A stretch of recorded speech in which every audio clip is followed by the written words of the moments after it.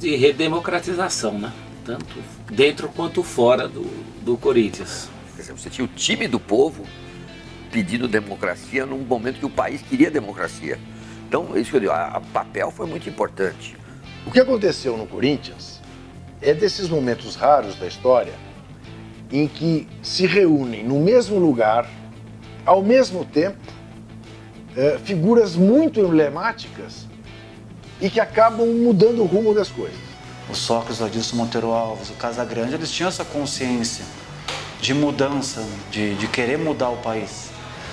E quando a gente teve a oportunidade de compartilhar as decisões tanto no clube quanto no próprio time, isso foi através do Mário Travaglini, que era o nosso treinador. Ele sabia do poder dele, ele sabia que ele tinha a prerrogativa de escalar o time, mas ele era muito comedido, era muito tranquilo e compartilhava com a gente as decisões do grupo. Então isso foi perfeito. Hoje vivemos uma democracia, e a democracia corintiana foi muito importante para que o país chegasse nesse estágio.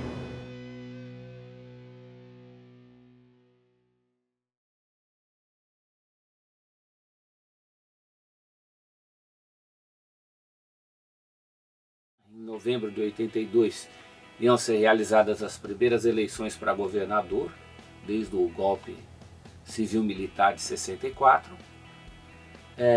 O governo Figueiredo, embora tenha prometido e até cumprido vários passos da redemocratização, ainda duraria até 85, né? Teríamos 2 anos depois a frustração da campanha das diretas. Não especificamente em 82, mas em 83 começaria o movimento pelas diretas já, movimento fracassado, não se conseguiu, e a ditadura só ia acabar em 85 com a vitória do Tancredo no colégio eleitoral e a posse do Sarney, porque o Tancredo ficou doente justamente na véspera da posse. Então era um momento em que o país inteiro discutia democracia e redemocratização.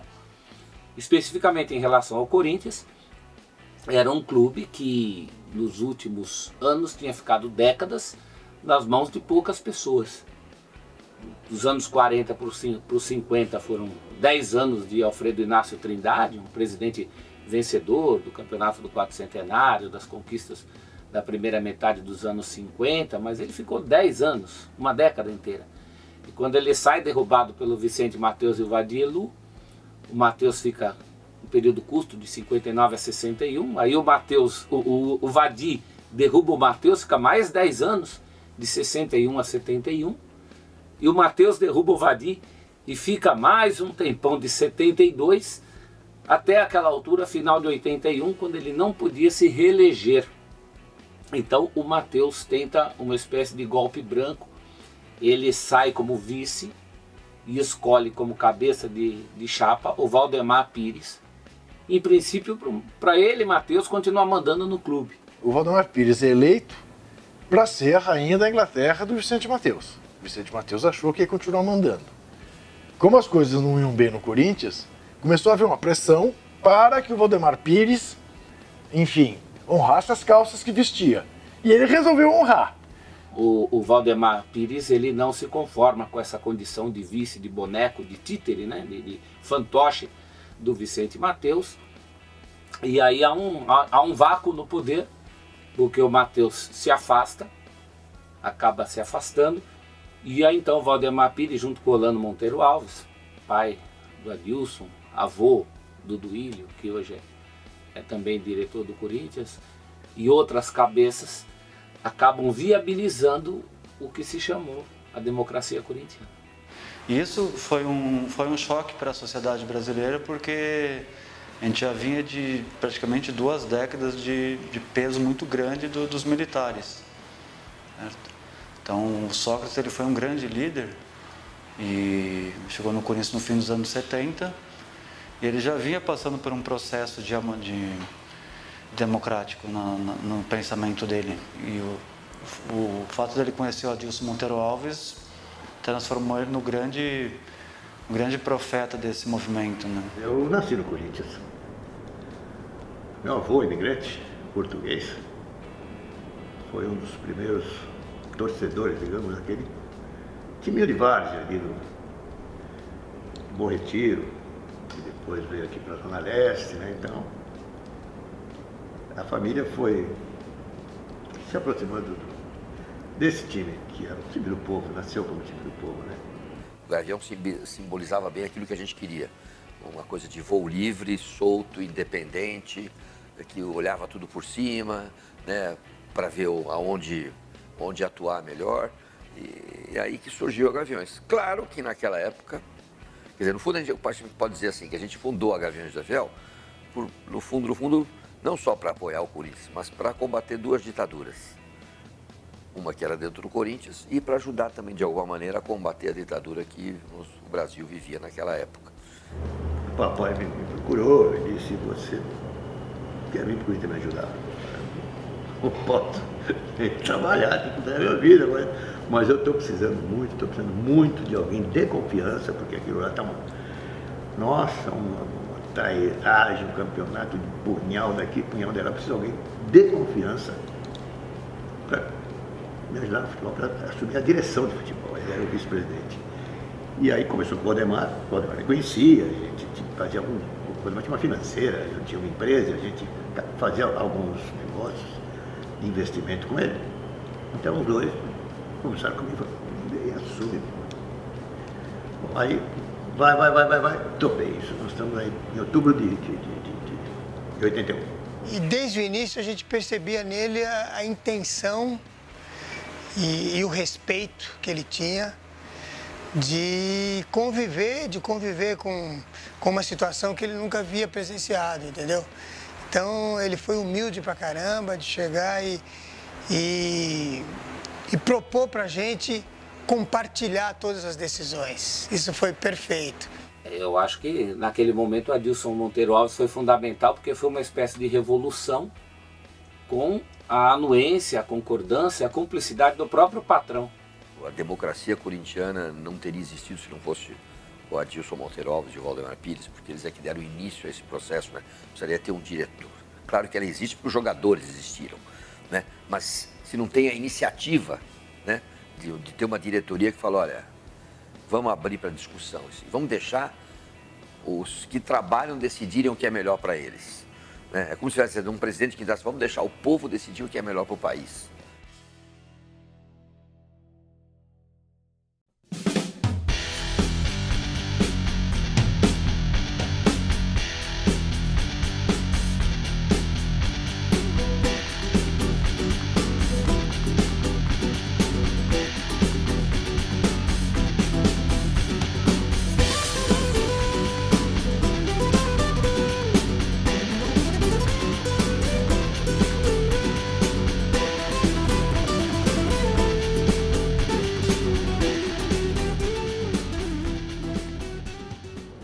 Aí começa a história. Democracia corintiana, começa a história. Fui ao Hotel Planalto, o Corinthians concentrava-se no Hotel Planalto, era um hotel ali na frente ao prédio da Fundação Casper Libero, né? No centro de São Paulo, na Casper Libero, e eu passei uma noite lá e fui me apresentar aos jogadores. No dia seguinte, o Corinthians jogaria em São Paulo contra o Guarani, o Pacaembu. Então, time concentrado, eu fui à concentração, fui sozinho. Cheguei na hora de jantar, o pessoal estava jantando. Fui à mesa onde estava o técnico, que era mais avalido, mas ele me conhecia, que eu tinha ido até Itajaú. Eu vim aqui me apresentar aos jogadores, ele sabia, eu era o nome dele, então eu vim aqui conversar com vocês, conhecer vocês, a comissão técnica, conhecer os jogadores e começar a trabalhar com vocês. Quer dizer, o Adilson, um barbudinho, estudante de sociologia, com ideias modernizantes de esquerda.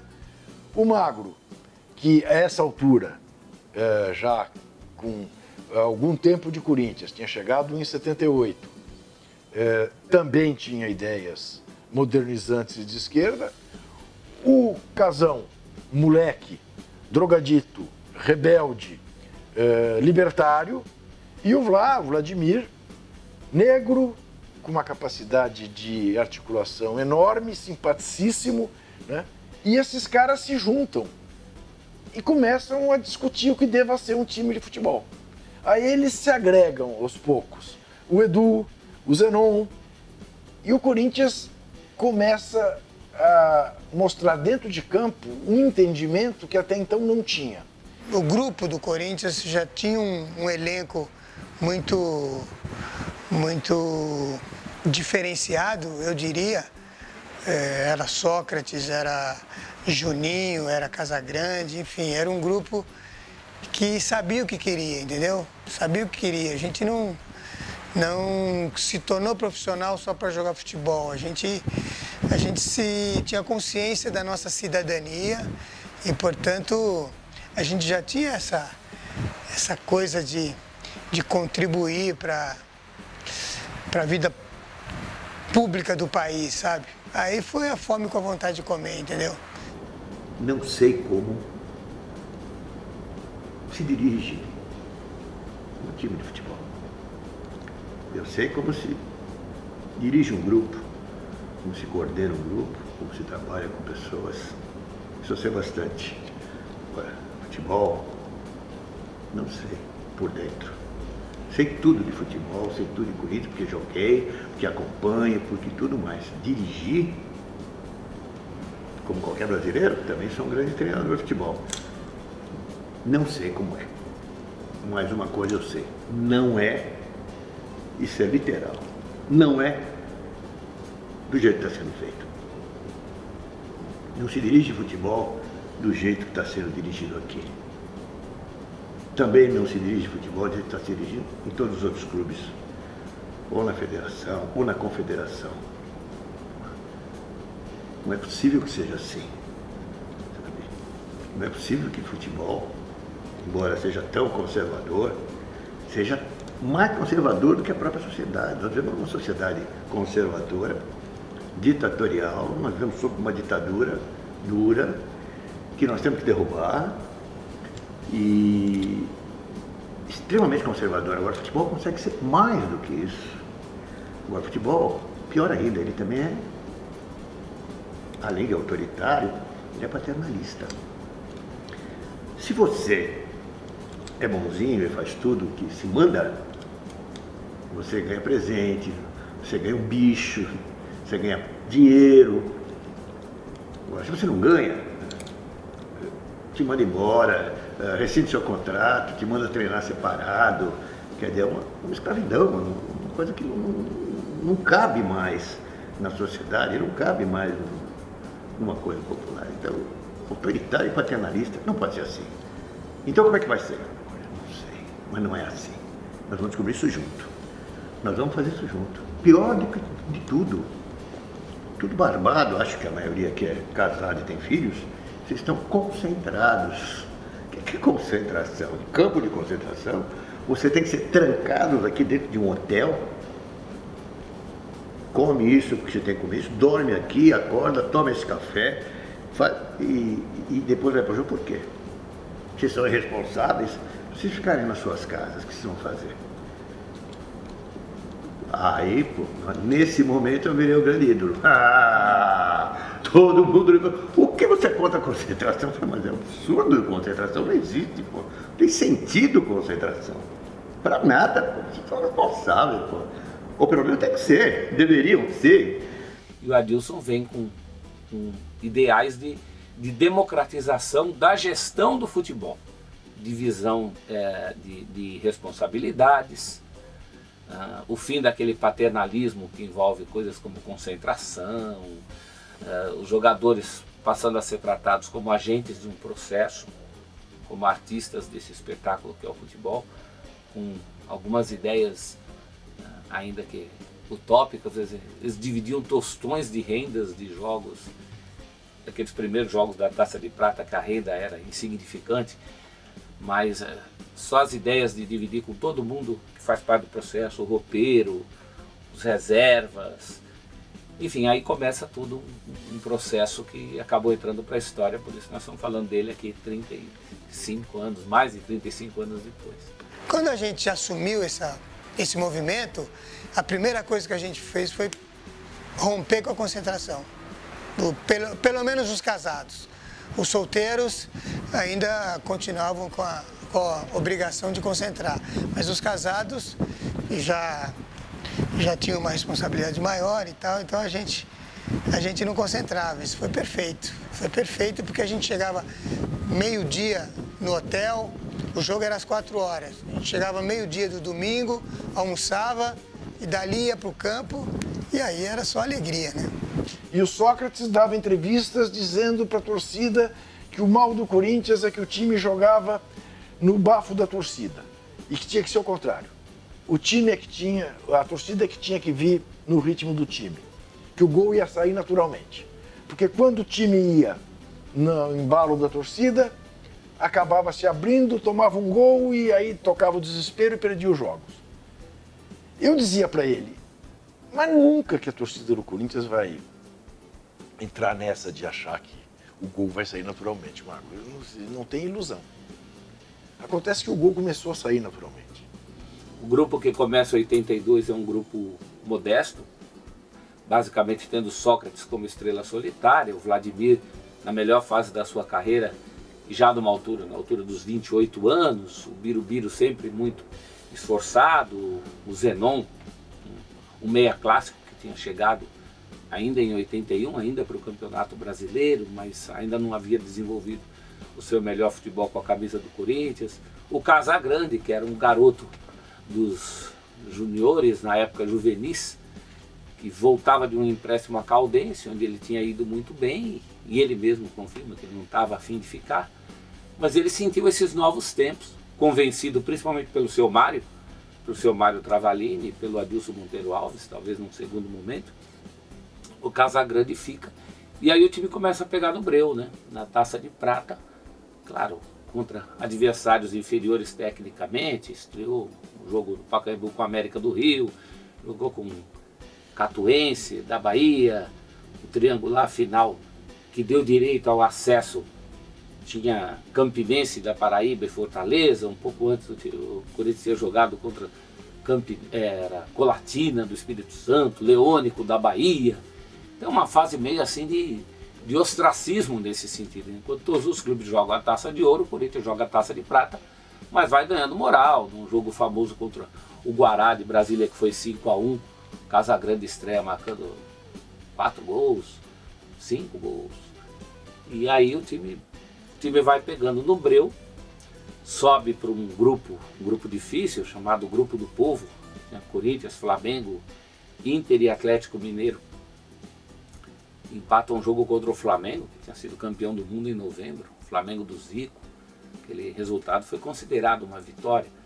O Corinthians nesse grupo só perde do Flamengo do Rio, ganha do Inter em Porto Alegre, ganha do Atlético em Minas, ganha dos dois aqui, empata com o Flamengo aqui nesse jogo histórico. Aliás, era meu aniversário em 82, meu aniversário de 14 anos. E aí vai ganhando moral, se classifica na Taça de Ouro, passa pelo Bangu e só vai parar no Grêmio já na semifinal. Se tivesse passado pelo Grêmio, teria feito a final com o Flamengo do Zico, que foi o bicampeão brasileiro. E aí vai ganhando, chega fortalecido para a disputa do Campeonato Paulista. Então conspirou muito a favor também que os resultados em campo vieram, né? Eu lembro que na época eu trabalhava na Folha de São Paulo e era setorista do Corinthians como repórter lá. E a gente via até a contrariedade do resto da imprensa, grande parte do resto da imprensa, com a democracia, porque eles achavam um absurdo. O jornalista esportivo é muito conservador, né? O jornalismo brasileiro é conservador, mas o jornalismo esportivo é mais conservador ainda. Então eles achavam um absurdo que o jogador ia decidir se ia concentrar ou não. Se terminava o treino, eles iam beber cerveja no barzinho do relógio lá, entendeu? E falar sobre política. Para o jornalista esportivo aquilo era um susto, né? Era um choque. E era o choque que o Brasil estava precisando sofrer naquele período. Então, foi, né? Teve a participação de um psiquiatra espetacular, que foi o Flávio Gicovati, que dava respaldo nessa questão lá da democracia corintiana interna, nas conversas com os jogadores. Teve o Washington Oliveto, o publicitário, também no grupo, lá do Adilson para dar. E o Valdemar Pires, que era era o presidente, o gestor, que via aquilo tudo de uma maneira de cabeça aberta, tudo, né? A democracia corintiana é pauta de estudo no mundo inteiro, porque foi um movimento que mudou o alicerce do futebol e refletiu diretamente na sociedade brasileira. É porque o Corinthians serviu de exemplo para a nação. Aí houve um debate, já com as coisas mais estruturadas, houve um debate no Tuca, aqui na PUC, que eu moderei, com Adilson, Sócrates, Vladimir e Casagrande. E o Washington Oliveira, que era, então, o homem de marketing do Corinthians. E no meio do debate, os jogadores contando para o público que eles decidiam tudo no voto, votavam até para saber se o ônibus voltando de Araraquara ia parar no restaurante para jantar ou se ia direto para o Parque São Jorge, cada um pegar seu carro e ir para casa. E o Magro dizia, eu sempre perdia as votações, que eu queria ir para casa, e as pessoas, a maioria queria parar no restaurante, porque aí ficava por conta do Corinthians o jantar, ou parar o ônibus para ir ao banheiro, ou para eleger o técnico, para escolher o técnico, ou para escolher o goleiro. No meio dessa discussão, eu citei uma frase que era famosa do Milor Fernandes, ali por volta de 65, depois do golpe de 64, que o Milor tinha dito mais ou menos o seguinte: se o Congresso continuar aberto legislando, se os estudantes continuarem nas ruas protestando, se a imprensa continuar publicando tudo que está publicando, nós vamos acabar caindo numa democracia. Aí eu disse, parodiando o Milor Fernandes, se os jogadores continuarem votando até para ir ao banheiro, votando para decidir se o ônibus para no restaurante ou segue para o Parque São Jorge, votando para escolher o treinador, votando para escolher o goleiro, nós vamos acabar caindo numa democracia. Numa democracia corintiana, mas numa democracia. Lembre-se, estamos falando ainda de um período de ditadura no Brasil. Uma ditadura já mais moderada do que nos anos 70, mas de toda maneira ainda não se votava para presidente. Em 82 ia se votar pela primeira vez para governador de estado desde 64. E aí eu senti uma movimentação entre o Washington e o Adilson. Quando acabou esse papo, o Washington falou para mim, você acabou de batizar o movimento.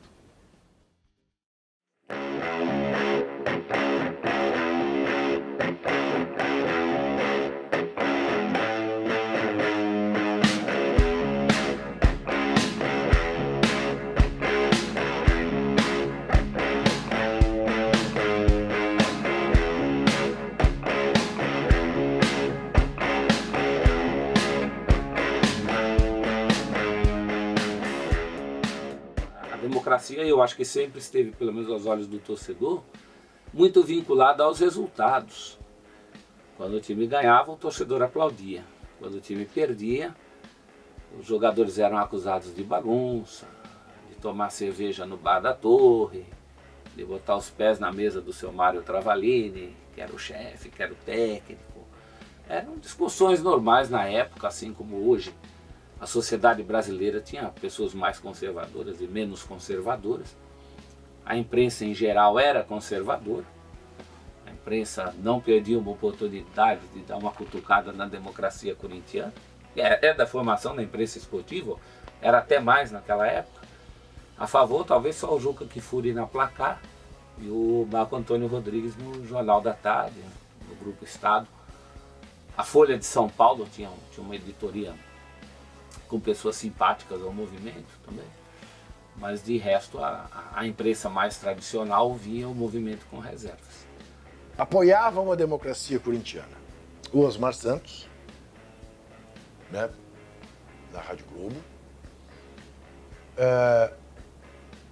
de alguma maneira o Jornal da Tarde, porque tinha lá o bode que cobria o Corinthians e era simpático, a democracia, e a revista Placar que eu dirigia. O resto falava dos cervejeiros, da democracia de 4, um monte de bobagem, porque achavam que aquilo não ia dar certo. A coisa do cervejeiro, por exemplo, o Magro sempre ridicularizava esses caras, né? Dizia o seguinte: porra, esses caras desconhecem que boleiro não gosta de cerveja, boleiro gosta de cachaça. E em regra, acaba o treino, o boleiro vai para casa e toma meia garrafa de cachaça. Nós começamos a ir tomar cerveja no Bar da Torre, evidentemente que não mandava descer engradado de cerveja. Cada um tomava 2 cervejas, se hidratava, depois do treino, e ia para casa satisfeito. Bebia muito menos na frente de todo mundo do que beberia em casa. O primeiro jogo que nós fizemos foi com o Guarani aqui, depois fizemos uma partida com o São Paulo, depois na outra semana fomos jogar em Campinas com o Guarani, dia de semana. Eu estou ainda no Campeonato Paulista. Fomos para Campinas, o pessoal, como sempre, viajou na véspera, ficou num hotel. Eu fui de carro no dia do jogo, vou ficar concentrado, não tem nada para fazer na concentração. Fui de carro no dia do jogo, e assistimos o jogo. Essa é interessante. Acabou o jogo, saímos de Campinas, paramos num restaurante para jantar. Como se faz até hoje, né? Normalmente, churrascaria, um bom restaurante, depois dos jogos, alimentação é importante. Paramos um daqueles da Via Anhanguera, era frango assado, era um daqueles grandes restaurantes que até hoje existem. Paramos para jantar. Senta, está na mesa e tal, ganhamos o jogo. E eu, como de hábito, estava sentado lá com o pessoal da comissão técnica, alguns jogadores, não tinha mais aquele negócio de lugar marcado, cada um ficava, acabamos até com esse detalhe. Estamos jantando, veio um jogador, Zé. E o som? Primeiro uma cervejinha para o jantar. Pode liberar uma cervejinha para os jogadores. Falei, doutor, fala você. Faz mal tomar uma cerveja depois do jogo? Não. Então, por que não é liberado? Por que não pode tomar uma cerveja no jogo? Futebol e a cerveja nasceram juntos. O negócio é daqui, vai parar no primeiro bar, vai encher a cara. Ou os que bebem, quem não bebe, não vai. Que mal tem tomar cerveja no jantar? Ele falou, olha, na verdade é melhor tomar cerveja do que tomar refrigerante. Refrigerante é esse de gato, esse tamanho de cerveja não. Tem sais minerais, não sei o quê, tomou, urinou, está tudo bem. E o pessoal vai gostar, vai se sentir bem. Poxa, então, pode.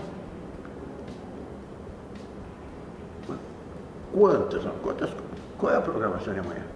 Vai ter folga, um dia de folga, se apresenta no outro dia para treinamento, mas tem folga. Então libera a cerveja, não tem quantidade. Tudo homem barbado, cada um. O que você beber está liberado. Eu era presidente do sindicato dos atletas, né? Era presidente do sindicato dos atletas, e aí levei o Sócrates, levei o Casagrande para fazerem parte da diretoria lá também.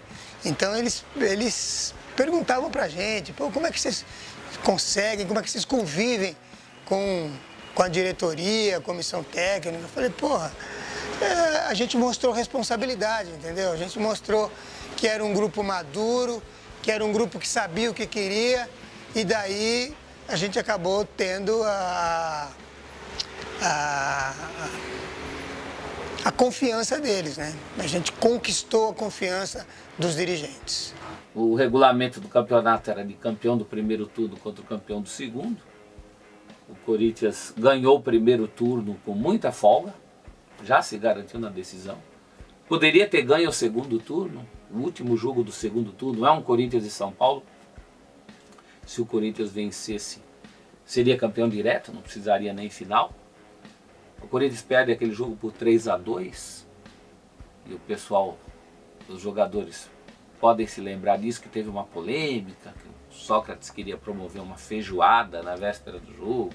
Alguns jogadores foram contra, outros foram a favor. Bom, no fim teve a tal da feijoada e o time jogou meio pesadinho contra o São Paulo. teve chance de ganhar aquele jogo, mas não ganhou, perdeu por 3-2. Aí foi obrigado a fazer as finais. Nas finais, o doutor desequilibra o primeiro jogo. O Solito joga muito também nesse jogo. O Corinthians ganha de 1-0, um gol do doutor Sócrates. E a final, a apoteose no domingo, um 3-1. Os sobras, né? Apesar do time que o São Paulo tinha, da força que o São Paulo tinha, o Corinthians tinha um espírito, tem uma história. O Solito, goleiro, me conta, nesse jogo da final, o jogo estava, o Corinthians faz 1-0, o São Paulo empata logo depois, uma bola até que o Solito solta, numa falta que o Dario Pereira cobra, o Serginho empata, e aí no lance seguinte, o São Paulo chega a fazer 2-1, mas o gol do Serginho é anulado por impedimento. E o Solito conta que a certa altura daquele jogo, quando o São Paulo estava dando uma certa pressão, escanteio, os jogadores em campo começam a cantar uma espécie de hino da democracia, né? Que eles cantavam, eles andar com fé eu vou, que a fé não costuma falhar. E batendo palma no campo, assim, um olhando para o outro, e aí o Serginho Chulapa, segundo o Solito, o Serginho olha para aquilo, olha para o Solito e fala assim, como é que nós vamos ganhar de vocês desse jeito? Então, mais do que força técnica, aquele time tinha uma filosofia, né? Não só de jogo, mas uma filosofia de trabalho. Todo mundo trabalha muito melhor quando está feliz no seu ambiente de trabalho.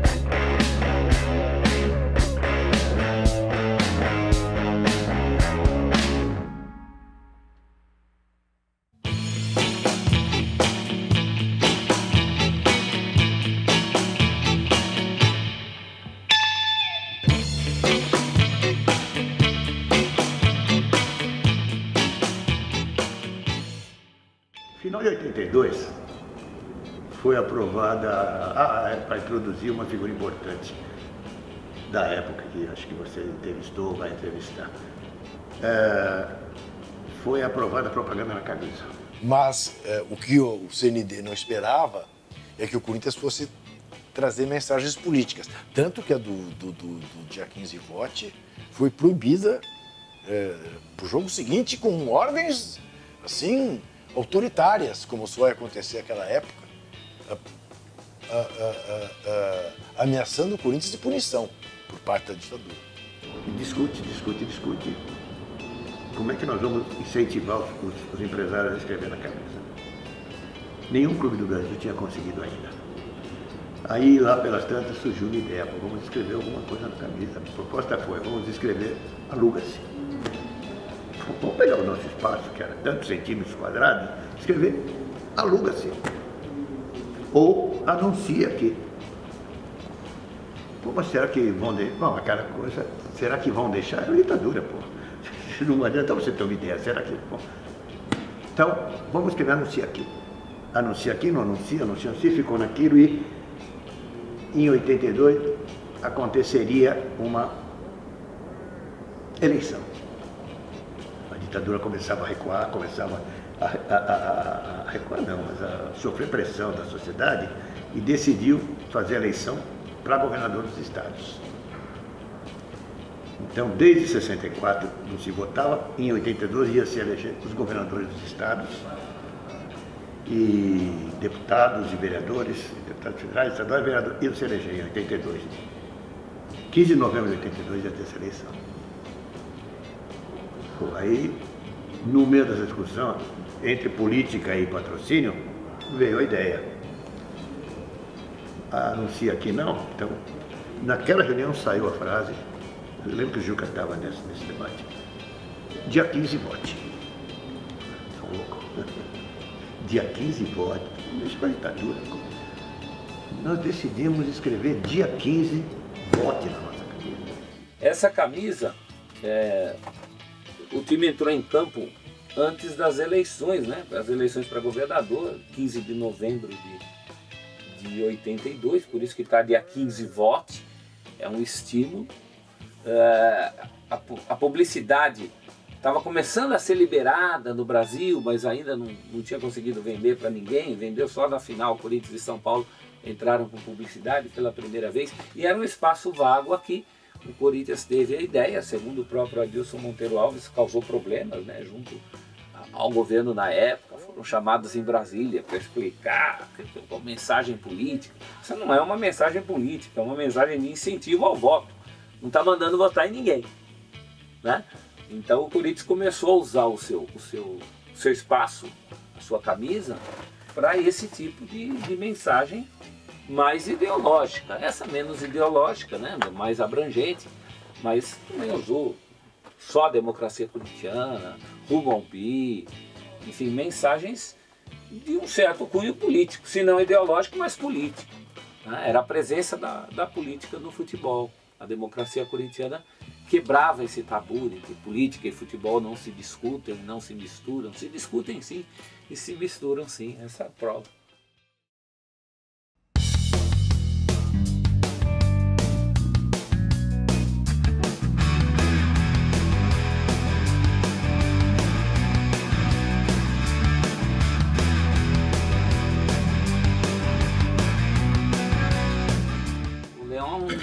Capítulo importante da democracia corintiana, mesmo que ele não queira, né? Mesmo que ele negue até hoje a importância da democracia corintiana, mas eu acho o Leão muito importante. O Sócrates dizia isso. O Leão tinha a sua importância como antagonista, né? O antagonista é importante numa democracia. Não, o Leão foi só um jogador. Nós construímos o Leão porque ele precisava de um goleiro. E o Leão é um cara que tem uma personalidade muito forte. Então, qualquer lugar que ele chega, ele vai causar uma ruptura. É um grande goleiro, né? Eu acho que contrataram ele, no meu pensamento, foi pelo talento que ele tinha debaixo das traves. Foi um dos maiores goleiros do país, isso é inegável. Mas com a proposta democrática que o Corinthians estava imprimindo, não combinava, tanto que os rachas que começaram no vestiário foi por embates ideológicos. O Leão é extremamente autoritário, individualista. É ele mais ele igual a ele, entendeu? Ele não concordava com o fato dos casados não concentrarem. E ele ia concentrar, ele concentrava, né? Ele não concordava com o fato da gente dar opinião sobre o que fazer dentro de campo. Não, ele achava que essa prerrogativa tinha que ser do treinador. O treinador tinha que chegar e falar, eu quero que você faça isso, eu quero que você faça aquilo. E, enfim, ele se acostumou com essa proposta, né? E aí ele chegou no Corinthians, ele se sentiu meio fora da ordem mundial.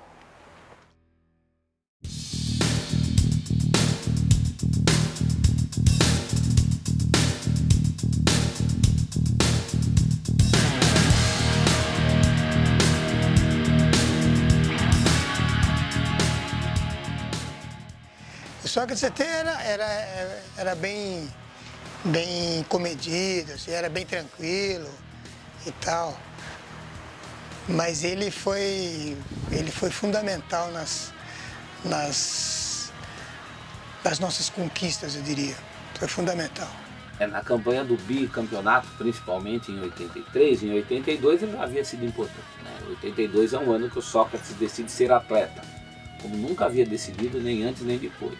Principalmente por conta da Copa do Mundo, que era um sonho dele, aquela Copa maravilhosa que o Brasil disputou na Espanha e que infelizmente acabou perdendo.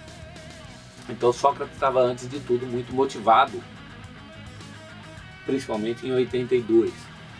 Mas em 83 ele foi absolutamente fundamental. Basta lembrar que nas semifinais contra o Palmeiras, no 1-1 do primeiro jogo ele faz o gol de pênalti, um pouco apagado porque é muito marcado pelo Márcio Alcântara.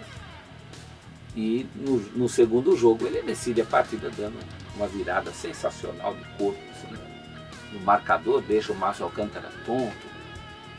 Durante o jogo ele ainda sacaneia um pouco, como ele mesmo dizia, andando e fazendo o adversário acompanhá-lo pelo gramado, com a diversão da torcida.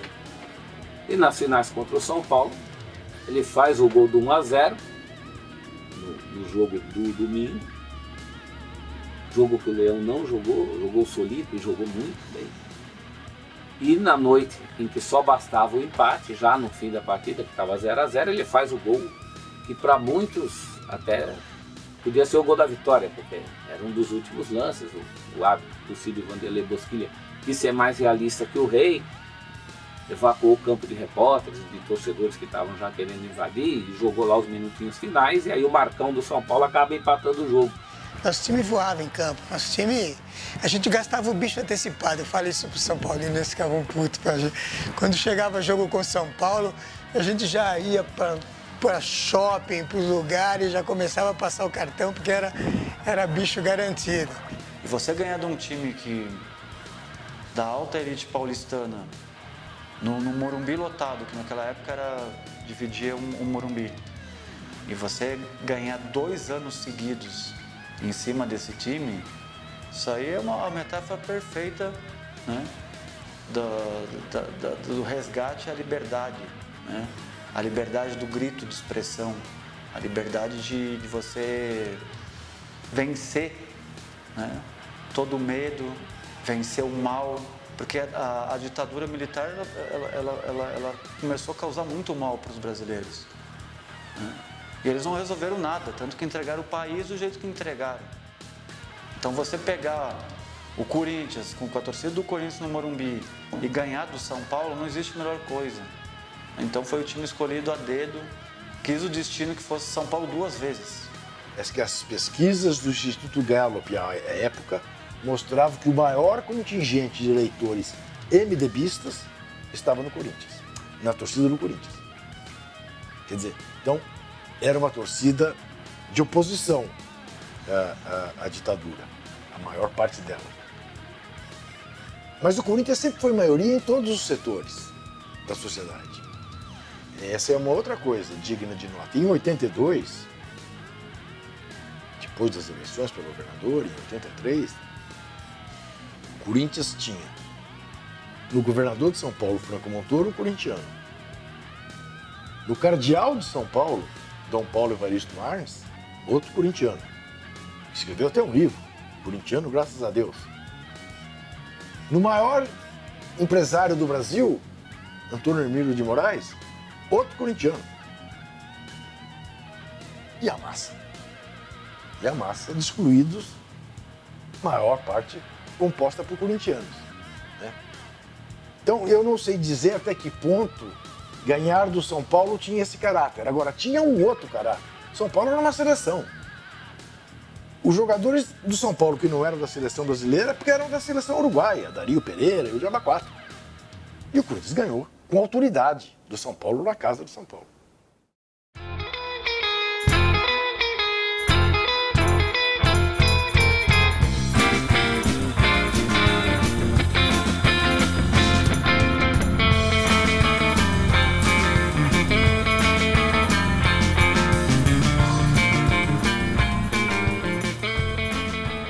Eu acho que chegou um momento que a democracia corintiana transcendeu o campo, que foi quando eles se engajaram nas diretas já, nos grandes protestos em prol às diretas já. O movimento das diretas já é uma consequência de toda a discussão maior sobre democracia, né? Direta já é um caso à parte. Eu acho até que a gente se iludiu vendo as diretas já como a solução para todos os problemas, mas enfim, naquele momento era a aspiração maior. Eram muitos anos sem votar para presidente, e aí as pessoas se engajaram.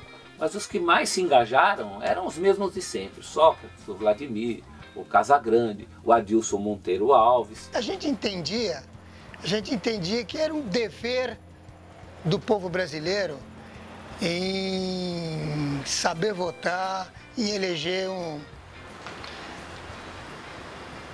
um governante com o voto da maioria, entendeu? Porque até aquele momento era o Congresso que elegia os nossos governantes. Então a gente entendia que o povo tinha que interferir nesse processo. E aí a gente começou a participar dos movimentos políticos que estavam acontecendo no país, né? Então, o movimento das diretas, a gente participou ativamente. A gente foi para a rua, foi para o palanque, aí o Sócrates estava sendo negociado com o futebol italiano, ele, numa daquelas reuniões, essas fotos estão rodando por aí, ele disse, num comício na Praça 7, eu, Sócrates, o Vlá, o Juca e tal, ele falou assim, se a emenda da Cida Oliveira passar, eu não saio do meu país. Nós da Folha de São Paulo fizemos até o departamento de esportes todo. O Zé Trajano era o diretor de esportes, eu trabalhava com ele, junto com outros. A gente fez uma foto toda, tenho até essa foto até hoje aí. No dia da votação das diretas, na última página da Folha, toda a equipe de esportes com a camiseta das diretas já, dizendo não queremos que o Sócrates vá embora. É uma maneira de dizer, nós jornalistas queremos que o Sócrates fique, por quê? Queremos que as diretas sejam aprovadas. Infelizmente, o Congresso não aprovou, demorou mais 4 anos, 5, 6 anos ainda para a gente ter uma eleição direta para presidente, né? E não passou. E isso foi, ele estava negociado com a Fiorentina, ele achou que era o momento dele de ir para a Itália, de fazer a independência financeira, mas fez aquela pressão, que foi muito importante, que ajudou muito, e a emenda não passou. Acredito que ele, se passasse, ele ia cumprir e não iria embora. Ele tinha se comprometido. Era um momento em que essas pessoas eram porta-vozes. Né? Eu faço parte de uma geração que tomou conhecimento da política através do futebol, através do meu clube, o Corinthians. Era uma identificação, na minha visão, positiva. Eu gostava de ver meu clube associado a ideais de liberdade, a ideais de democracia. Foi um momento muito importante, inclusive para a marca Corinthians. Né? Eu acho que valorizou muito a marca Corinthians nesse sentido.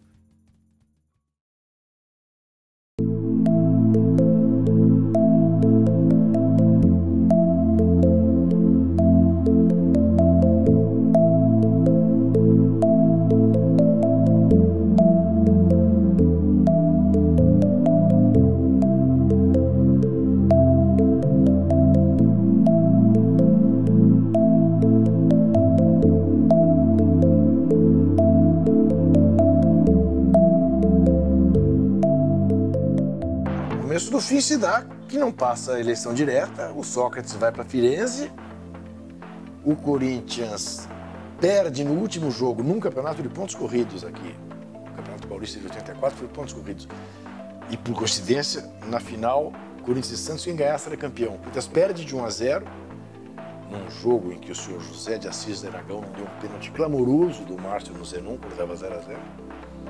O Corinthians perde de 1-0, uma bola centrada pelo João Paulo, Carlos não consegue defender na pequena área, o Chulapa faz o gol.